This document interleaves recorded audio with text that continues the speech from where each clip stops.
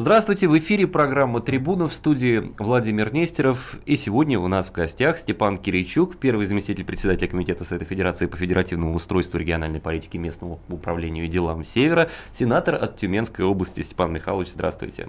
Здравствуйте, друзья. Сегодня поговорим с вами о такой вот острой проблеме, о капитальном ремонте и о взносах о капитальный ремонт. Вот сколько уже ведется дискуссия в обществе, и не только в обществе. Вот как вы считаете, эти взносы обоснованы или нет? Смотря где, каждый субъект назначил свои взносы. Взносы разные. Да. Вот, от достаточно небольших в Санкт-Петербурге 2 рубля. 15 рублей в Москве. И понятны вопросы наших россиян, почему такая разница.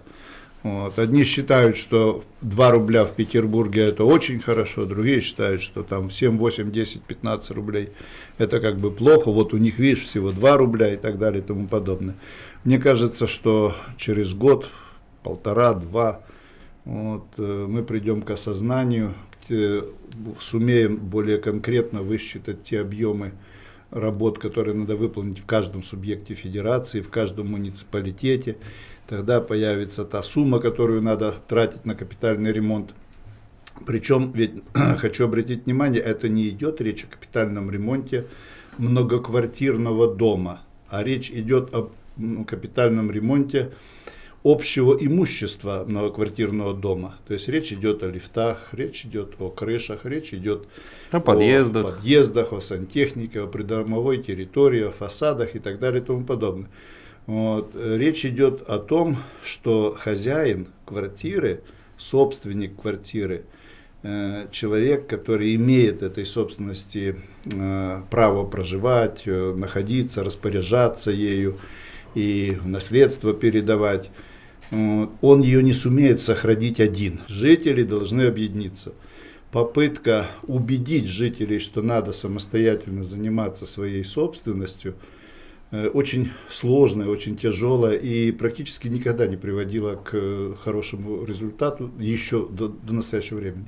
Поэтому государство, я бы сказал так, государство взяло на себя ответственность организовать жителей и предложило вариант, как им содержать свое имущество. И выступило вот с этой инициативой. Этот закон предложило несколько вариантов. Сегодня видны некоторые недостатки этих вариантов.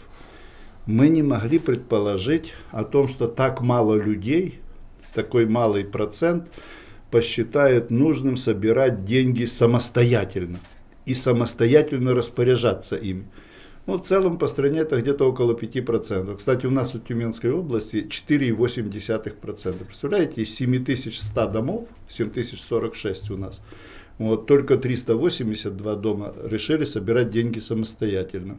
Остальные не будут. Пусть собирает региональный оператор. И сразу начинаются такие разговоры. Они соберут деньги, непонятно куда потратят и так далее. К сожалению, региональные операторы уже дают повод так рассуждать.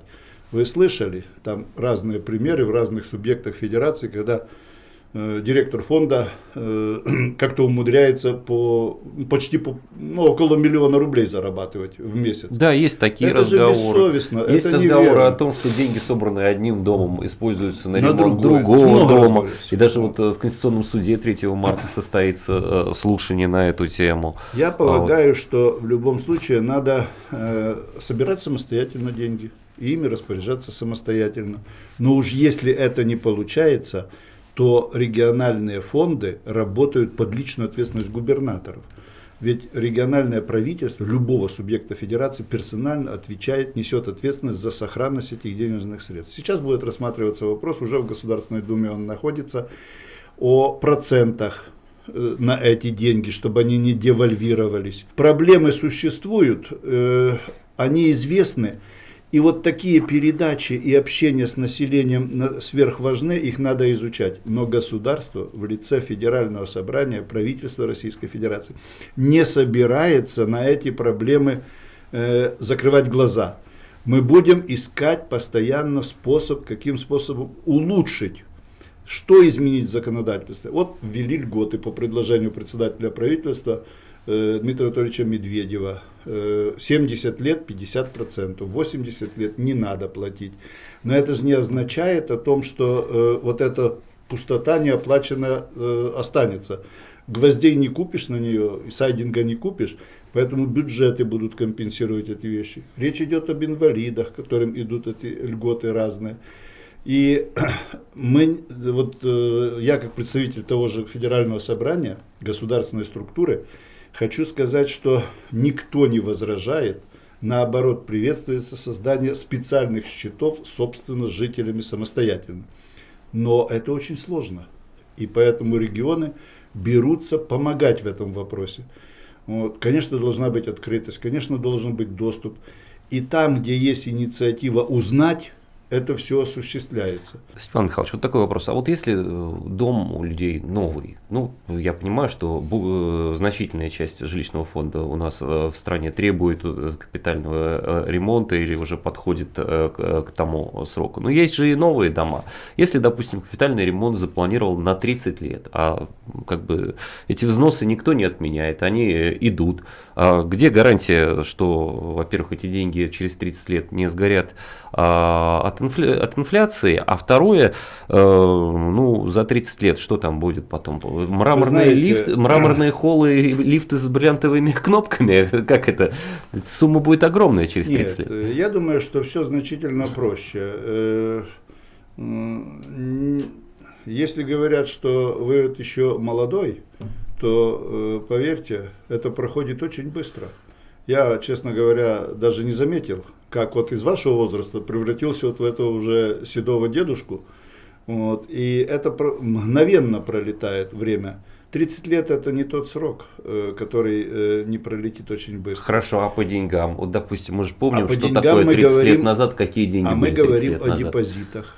Сегодня мы говорим о депозитах, и уже вот в эту сессию будет принято такое решение о том, что на них будут идти проценты. Проценты будут такие, как для физических лиц. А это означает, что эти проценты не меньше инфляционных будут затрат идти.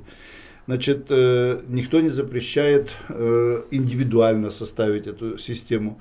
Единственное, я не исключаю, что через какое-то время вы уже будете обсуждать проблему, не надо это все делать. То есть такая система не нужна, потому что жители самостоятельно нашли форму решения, как содержать свое общее имущество. Очень много строится индивидуального жилья, и многие люди расселяются в индивидуальное жилье. Идет разговор о жилье не в собственность, а о жилье по социальному найму. И я не исключаю, что многие дома будут просто выделяться жилье как социальный найм. И будет нести собственник этого жилья. Или это будет государство, или это будет частное лицо. То есть, конечно, все это будет меняться. Но если сегодня остановиться, признавать конституционными, неконституционными, использовать в предвыборных кампаниях, сейчас будут ездить разные ораторы, и будут кричать, ввели взносы по капитальному ремонту, разворуют деньги и так далее и тому подобное. Вот за них-то точно не надо голосовать. Во-первых, они безответственны, когда вот это говорят. Во-вторых, это популисты. В-третьих, в этом есть, хотел как раз сказать, какой-то элемент популизма. Конечно, больше ничего этим они не делают, только вредят. Вот этим только вредят самым настоящим образом. Поэтому следить, как используются деньги, держать это все на контроле крайне необходимо.